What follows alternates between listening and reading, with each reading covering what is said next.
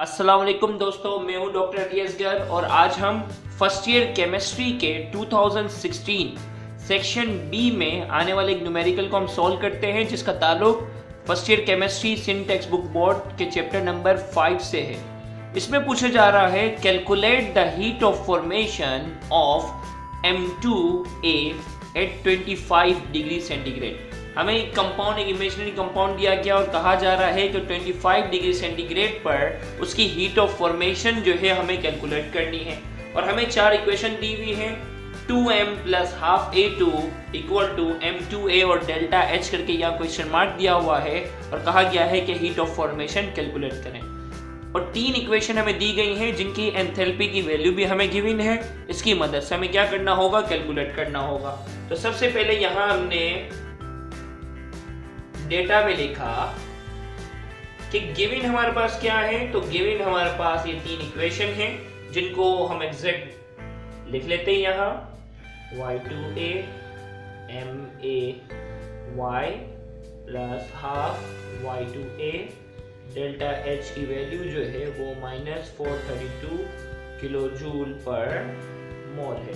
इसी तरीके से दूसरी इक्वेशन जो दी हुई है y2 plus half A2 y2a delta H minus 68.5 kilo joule per mole.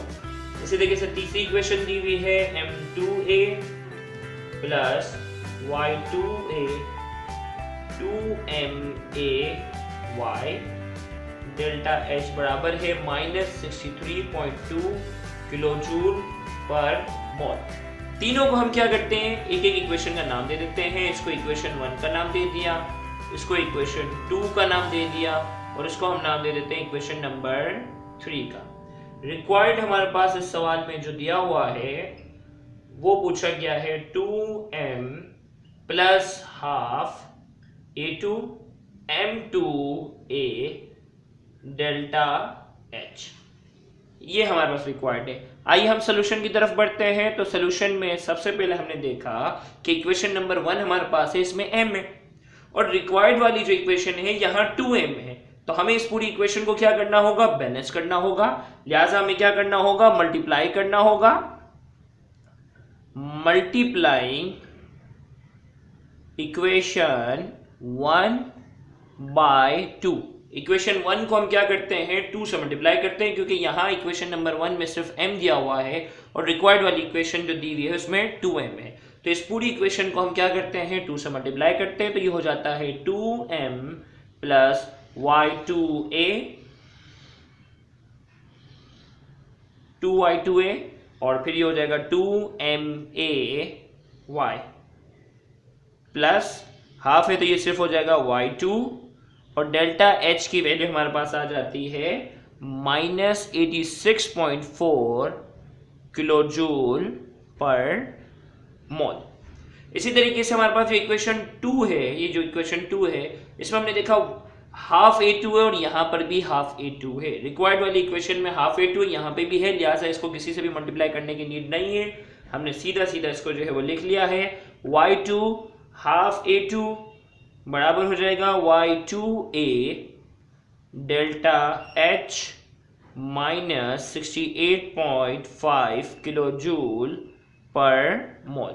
अब हम क्या करते हैं, इन दोनों इक्वेशन को हम ऐड कर लेते हैं। तो इन दोनों इक्वेशन को जब हम ऐड करते हैं तो ये हो जाता है 2m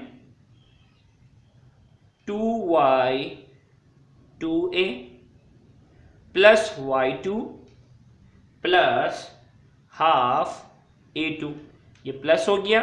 इसी तरीके से यहाँ आ गया 2ma y प्लस y2 आ जाएगा हमारे पास प्लस y2a और डेल्टा H की हम क्या करते हैं, दोनों वैल्यू को प्लस कर लेते हैं। तो -86.4 और -68.5 को जब हम ऐड करते हैं तो वैल्यू आती है -154.9 किलो जूल पर मोल। ये वैल्यू आ गई हमारे पास। अब इन दोनों इक्वेशन को ऐड करने के बाद इक्वेशन नंबर जो 3 है उसको इसमें से क्या कर देंगे, हम सब्ट्रैक्ट करेंगे। तो इक्वेशन 3 को हमने यहाँ लिखा है जिसे हम सब्ट्रैक्ट करने जा रहे हैं। तो ये हो जाएगा m2a plus y2a 2 2MAY delta H -63.2 kilojoule पर मोल।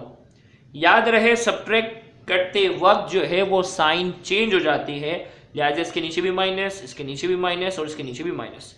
अब जो चीज कैंसिल आउट हो सकती है हम उसको कैंसिल आउट करते हैं। तो सबसे पहले Y2A और Y2A दोनों अपोजिट साइड पे सेम है, तो ये कैंसिल आउट हो गए। फिर इसी तरीके से अगर हम बात करते हैं Y2A और Y2A, यहां दोनों अपोजिट साइड पे, तो ये एक Y2A कैंसिल हो जाएगा और इसका 2 कैंसिल हो गया, ये एक कैंसिल हो गया। 2MAY जो है और ये यहां माइनस में है, तो ये दोनों भी कैंसिल आउट हो गए। अब ये Y2A यहाँ क्या है, माइनस में है और यहाँ एक बच गया था वो प्लस में है, ये दोनों भी कैंसिल आउट हो गए। अब हमारे पास जो बचता है वो है 2M प्लस हाफ A2 बच गया, और ये M2A यहाँ माइनस में है, वहां हो जाएगा M2A प्लस में। और यहाँ हमारे पास हमें मालूम है कि जैसा कि हम माइनस करते वक्त साइन चेंज करते हैं, तो -154.9 में हम शामिल करते हैं +63.2, तो हमारे पास डेल्टा H की वैल्यू आ जाती है -91.7 किलोजूल पर मोल। तो यहाँ हमारे पास क्या हुआ, फाइनल हमने आंसर लिख दिया है, the heat of formation of M2A is -91.7 kilojoule पर मोल।